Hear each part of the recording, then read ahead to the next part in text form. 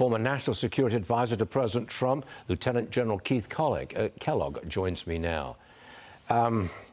Should we go on the attack? We've got Maersk and Hapag-Lloyd suspending shipping through the Red Sea. That's a real situation for the whole world. Should America now attack Iranian positions and Houthi positions, as opposed to just defending against them?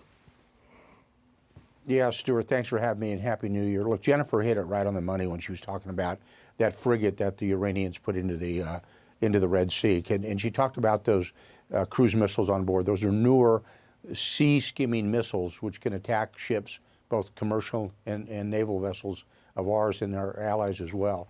And I think how you handle this is you have to tell them up front what you're going to do. What I mean by that is our Secretary of Defense, our State Department, and the President of the United States as well. And he lays out the rules of engagement, which are going to happen into the Red Sea. Because it's clear now that they've escalated by putting this ship into there, it's a frigate, into the Red Sea. And what they need to tell them is, look, here's what's going to happen. The next time an attack occurs against any shipping under Operation Prosperity Guardian, which we've announced, we are going to sink that frigate, and we're going to sink any Houthi vessels that are in the Red Sea, and then we're going to attack the ground targets as well. That is an escalation. I recognize that.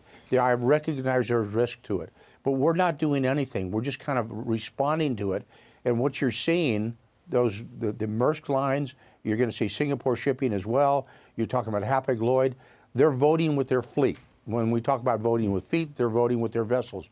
And they're putting them around the Cape of Good Hope because they don't trust the United States to respond to it. So you asked a very pointed question. I think you're going to have to do that. Otherwise, it's going to be tit for tat. You have to respond accordingly.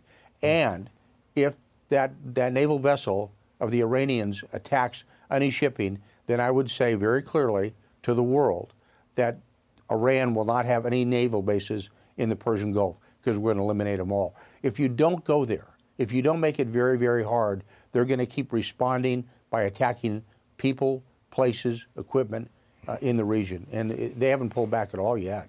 Serious confrontation here. General, the Israeli military is pulling thousands of troops out of Gaza. Is this a sign the war is cooling off? Oh, no, it's not at all, Stuart. They're just kind of refitting and rearming. They're pulling back 5 brigades. They're kind of putting it into a different phase of operations. They're going to keep fighting in that region. It's going to be more specialized, more focused on the Hamas. I don't think they're backing off at all. Look, when you're in a military operation like the Israelis are right now, you need to what's called refit and rearm. They need to pull them back, rest them, get them back online, and put them back in there if necessary. And I think that what they're preparing for is if there's anything in the north with Hezbollah. So I don't think they're cooling it off as well. They're going to be there for the long term.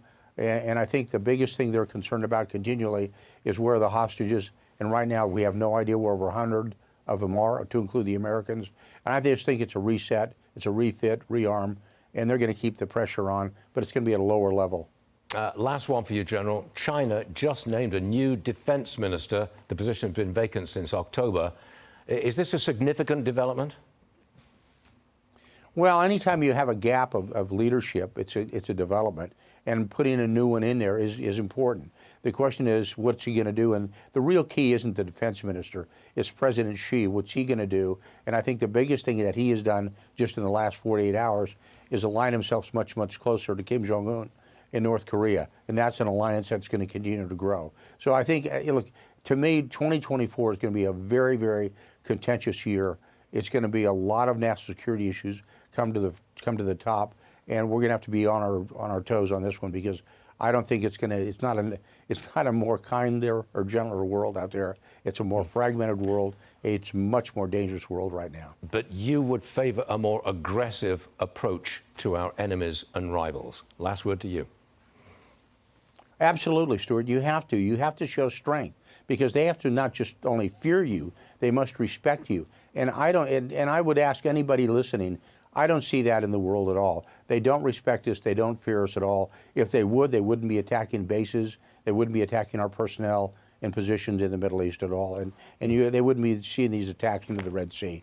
So you have to reestablish that baseline. We haven't done it. And we're coming up on the 4th anniversary President Trump taking out, I'll use that word deliberately, taking out Soleimani, the terror chief of Iran. That was an aggressive act, and we haven't done anything like that since. General, thanks very much for being with us today.